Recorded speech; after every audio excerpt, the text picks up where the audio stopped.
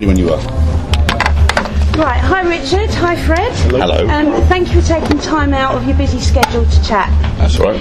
You're currently promoting the forthcoming release of your new album, Stop the World, and a DVD, Night of the Living Fred. Yeah. Can you tell me a little bit about them? The DVD it was shot last year, and it's basically a DVD of the acoustic show, which is it's us playing acoustically. But the main difference is that it's like an audience with it's question and answers. So we involve the audience quite a lot. There's a lot of music. There's also a lot of chat. There's a lot of storytelling. There's a lot of interaction with the audience. For example, in Dippy Dippy, we don't have a brass section, so we play the kazoo. We get people up here, get someone on the stage to play the kazoo with us. And there's quite a lot of sort of what we're trying to do is make it much more low tech, the whole thing, because there's a lot of smoke and mirrors going on in pop, particularly since the X Factor generation and this sort of stuff. And so we've been touring a lot, and with other bands we've been doing lots of big arenas, and it's all been very sort of high end really. And for various reasons we wanted to start working back in the UK, because we haven't done that since the late 90s really. And we fancied to taking this thing on the road, because there's no other artists doing it. I mean, people do acoustic shows, but actually we're in conversation with the audience. It's a very sort of almost like a big meet and greet. Yeah, it is. It's like a big meet and greet. Okay, thanks. How have things changed in the music industry since your early days? There's no money in it now. Yeah. That's the big difference. Yes, they are. Me. The main difference. Thank you very much. Thank you, Anna. The main difference is the internet, obviously. Yeah. And the internet has no thanks. The internet has brought huge advantages and huge disadvantages. I've got a 12-year-old daughter, and people of her friends, they now have been educated thinking music's free. The problem with that, apart from that artists don't get paid, the problem is people don't value what they don't pay for. It's that, and that makes music a lot less special, which I think is a huge shame. I think we will live to regret it. It's not Right Said Fred, but music industry. And I think the other thing is that a lot of record companies have been incredibly slow to pick up on the fact that the business model no longer works. It's broken. It's over. So what used to happen is what happened to us. You're lucky enough to have a hit single, you're lucky enough to have a hit album, then you go on the road, and people have seen you on TV, and they buy your tickets, and they come and see you play, you sell them some merchandise, and hopefully everybody's happy. That no longer works. Promoters are finding people in the charts don't necessarily sell concert tickets, and people not in the charts sometimes do. So there's all the points of reference have gone, and people are finding it very confusing. And I think the major record companies are beginning to, well, not beginning to. They're seeing that their investments are not bringing back the sort of revenue that they used to. And I think that's a great shame. But I think historically also artists and the big record companies are partly to blame. People have been too greedy for too long. And I think putting out, like an artist. Artists and artists have been too greedy. Artists and record companies. I mean, putting out I remember I bought Madonna Greatest Hits in about 92, I think 93, and it was $17.99. Now this is a product she's already not her. The label they've already recouped and paid for. The artwork's old. The masters are done. So okay, you might want to remaster it, or you might want to tart it up, but don't charge people $17.99. It's a rip-off. And it's not just Madonna. It was us. It was loads of artists. And I think there's been I don't think that the public have been very well served in the last 30 years by music.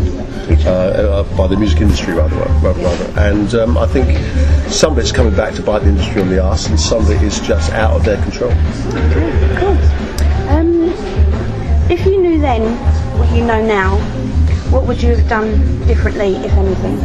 We would have gone into guns and drugs. Quite simple, really. There's a perpetual market. Absolutely. That's a market that's never going to go away. What we've done differently? Not in a way. I mean, We would have kept our eyes open a little bit more. Yes, I think what we would have done is the thing you assume is that when it's going really, really well, you think that's because everyone's doing their job well. You forget that luck is really playing a huge part of that. And Sexley we were running a gymnasium in 1991 and released the record in July 91. Come April 92, we'd been number one in America, number one in 30 other countries, platinum album, and we were hanging around getting drunk with Johnny Depp and Mickey Rourke. I don't talk to those two now. No. As far as I'm concerned, it's over. So it was very fast, and we dealt with it fairly badly. Our record label, our manager, dealt with it even worse. And they were next to bloody useless, and the whole thing fell apart. Last year you were enlisted by Newsnight to write and perform a song about one of the big three political parties prior to the election. Is politics something you would consider getting into?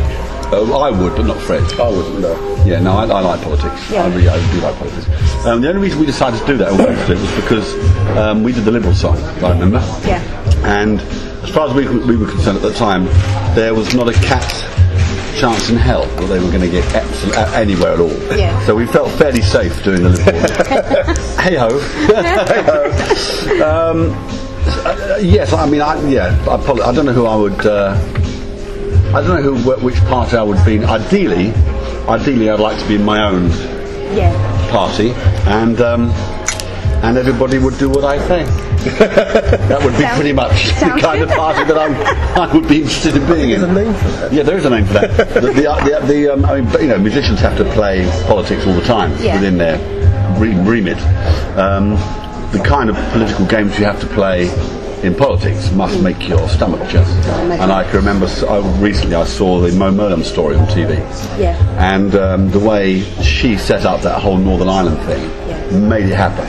And that Creek Blair just came in at the last minute and soaked up the glory. Yeah. It was painful to watch. Yeah. And I agree. So if you're going to go into politics, that's the kind of stuff you're going to have to live with. Yeah. Well, that's what record companies do. But in a way, that's what record companies do. And that's what some managers do. You're on tour for 7 months or whatever it is, and you go to the Brits or you go to the Comet Awards or you're doing your London show, and you know Shaw's Eggs are Eggs who's going to turn up, who hasn't been at Sheffield, they haven't been in Derby. As long as it's around the corner. They will come to the money shots. They always do. Yeah. What has been the best piece of advice you have received about the music business that you would pass on to new bands and singers trying to make it? Billy Joel, I think. Billy Joel, when he said, what do you need? He was asked the same question. He said, get a lawyer and get a gun. Cool. That's pretty much what we think. Yeah.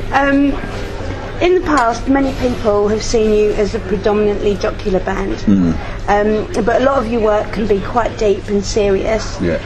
Particularly songs like "We're All Criminals" on your new album.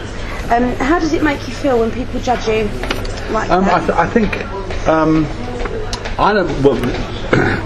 when we first started, we tried to be serious. Even performing I'm Too Sexy, we tried to be a bit serious. Well, I don't think we thought we were just being ourselves. We were being ourselves, but Fred and I had conversations about not clowning around too much. The singer-songwriter thing, the James Morrison thing, the blunt thing, being a bit more worthy, And I think in the end we gave up on it. And if now we're much happier just clowning around and being funny, because it takes the heat out of everything else that's going on in most people's lives, which is mostly shit. Yeah. That's the truth of it. We met a lady the other day up in the north of England. She's just lost her mother, just lost her sister, and she's inherited 2 children. And she works as a DJ, and suddenly her life within a year had gone completely tits up. Yeah. And everybody in this room and everybody out there has got that story to tell, of one kind or another. Yeah. Also, I think we quite like, but we take what we do seriously, and when we're actually recording, we take it very seriously. I can't take the business of selling it seriously. I just can't. Yeah. I just can't. Life's too short. Yeah, and I think you have to. We have to be accountable for that. If you record a song like "I'm Too Sexy," we did not think it was Funny. I just thought it was a song. It's how we write. Yeah. So when we started, when we took our shirts off, we knew we were in good shape. Well, I took your shirt off. That's true. If you remember, which was strange. That was a weird moment. It was, yes. We never went back there. So I think if you've got a song like that and you present it like we did, then you have only yourselves to blame if people say we think you're a bit silly, and that's fine. But I think what threw people off is that we don't look like musicians, and the music industry couldn't pigeonhole us. In fact, we just bumped into the Hoosiers at a Nice radio guys. station. Very nice guys. But they look like musicians. Yeah. We don't. And I think the music industry is constantly struggling to believe that we can possibly play and write what we do. Yeah. And we've been doing a promo tour, and you can see it. Although we've been playing for 20 years since Right Said Fred, and 12 years touring 12 years before that, people look at us and we start playing and singing. They're going, "Oh my God!" You can see it in their faces. Yeah. Well, they can actually do that. Yeah. Oh, he's Why have you brought a guitar? Yeah. What's that? We actually had that at one radio station. Said, "Who's going to play that?" I said, "I play that." You know, and I think some it's our own fault, and some it's we just don't fit the profile. Do they expect you to stand on the doors, bouncing? Well, they do. And also, for instance, I was just thinking about Don't Talk Just Kiss. When we did that as a video, if we had done a more indie kind of video with a couple fighting in a kitchen, looking, and it was all a bit dingy, and about a breakup, if you like, and then a more gritty kind of thing, that would have been one image. The image we chose was us with our shirts off with a whole load of glamorous models. And so therefore you can't blame people for thinking, well, that's all there is to it. You know, and I think with Deeply Dippy, which was Deeply Dippy was, we got the same thing. With our shirts open, and we had more beautiful women dancing around in Covent Garden. So it's fairly much, it is partly our fault, but it's also when you start off, what you don't realise is the very first image you make is the one that people remember. And Fred and I've often said, if Big Jackie did an interview tomorrow on Parkins, if he was still going, what's the riff they would play? Satisfaction. Guarantee it.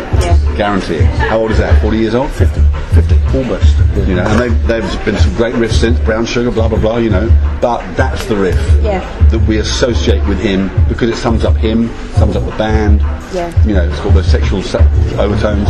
So it's and you can't get away from that. And there's no point in trying to fight it. You might as well just own up to it and say, hey, it could be worse. We could be Gaddafi, cornered in Tripoli, and about to get buggered.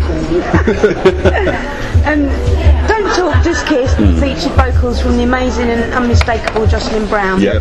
Is there anyone, given the chance, that you would love to perform on stage with? On stage with? Or record with? Or record with, Yes, there's a couple actually. I'd like to do... I really like Travie McCoy, the guy who does the he was in Gym Class Heroes, and then he did the record with Bruno Mars. And he's a rapper, and I don't like a lot of rap, but he's got a very easy way about him. And when you hear good rappers, which I think are few and far between, and it's none of that hose and bitches crap, and look at my bling and all that, and my ladies in my Mercedes and all that shit we've heard 1,000 times. And he's refreshing. He's got a real swing to his rap. It's very conversational. And I'd quite like to do a song with him. I'd love to be produced by Rick Rubin. Yes, that would be cool. Whether that would ever happen, I don't know, but I would love to be produced by Rick Rubin. And bring your own razor. And I'd like to do a song. White Stripes. I think Jack White's got a great pop sensibility. I think he's got a very good ear for quirkiness. I like some of his lyrics, and so those people really. I'm not very good at that. No, I don't really listen to much. I mean, there are certain artists that I love, but it wouldn't work for us to work with them. It wouldn't make no sense, But Rick Rubin is if I had to choose one producer. The only other thing I would really like to do at some point in the next 10, 15 years before I'm finding it difficult to hold my water is to get a remix of I'm Too Sexy, but by somebody like Andre 3000 or Eminem, that would be quite amazing. Something really cool and very aggressive and funny. Yeah. You know, Eminem's got a good sense of humour. The Andre 3000 guys have got a great sense of humour. Yeah. It needs somebody who's got that quirky kind of outlook. Yeah. But we had a remix done by our old label in 2006, I think it was, which was absolutely crap. Spent about £10. They spent £10 on it, on a record that had already earned thousands, tens of thousands of pounds. But because the guy who ran the company was a cheapskate and an idiot, that's what they did, and they spoiled a great track. Yeah. So I would, but if I was going to do that, I would take it in that, something really gritty and funny and American. But other than that, Rick Rubin in terms of producers, I think you can learn a lot in the studio with certain kinds of people. What goes through your mind the minute before you walk onto a stage in front of thousands of fans? I need a piss. That's the first thing I think. Honestly, every single time. I'm standing there and think, oh fuck, I need a piss. Where's my coat? Yeah, where's my dealer? Where's my dealer? I tend to think, actually I used to think that because I used to do huge amounts of drugs. I actually think now, and this is really corny, but I actually think how lucky we are. Yeah. I really do, because you can walk out. We have played to tiny audiences because no fucker turned up. When we walk out and there's people who've put their hand in their pockets to come and see you. Yeah. I'm stunned. I really am, because they could be at home in the wall watching TV, or they could be somewhere else, and I think, fucking hell. It's easy. It is really easy to take it for granted if you're not careful. Yeah. Doesn't matter how. We know loads of musicians who haven't earned a bean.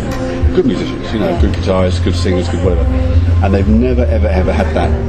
And making money in this business is nothing to do with anything other than the moment. Yeah.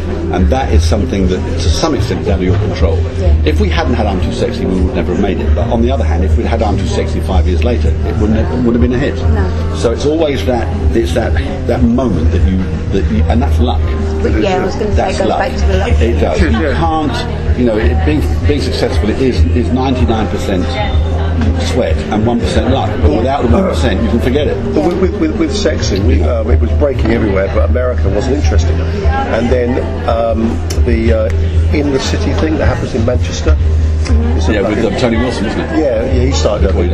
And a DJ from, I think, Atlanta came over, and he heard the track. And at the station in Atlanta, I don't know if you know, but in America they have what's called a tastemaker station. These stations basically all the other stations look at these tastemaker stations to see what they're playing, and they break a lot of the college bands, and they influence. And this guy was a big DJ on a big station. He happened to be in Manchester. He heard I'm Too Sexy. He bought the single, goes back, starts playing it, and bang, it goes. He hadn't been there. If he'd got missed his flight, been sick. Yeah. Do you know what I mean? DJ didn't play Sexy, whatever. There's a million, it's that sliding door thing. But you've got to have the track in the first place. But you have to have the track. It's a real 50-50. Yeah. Okay, and finally, after your upcoming tour, are there any exciting plans in the pipeline for Holiday. Holiday would be nice. What we'd like to do is do the tour at the end of the year or early next in slightly bigger places. Yes, roll it out. Roll it out. Yeah. I mean, I'd like to. I don't really want to do sit-down venues. We did the DVD at a sit-down venue, and I'm not. I like stand-up. I like stand-up. It's it's our history of gigs. We're not stand-up comedians. That's not what we do. We are musicians, and I'm much more comfortable addressing an audience and standing up than sitting down.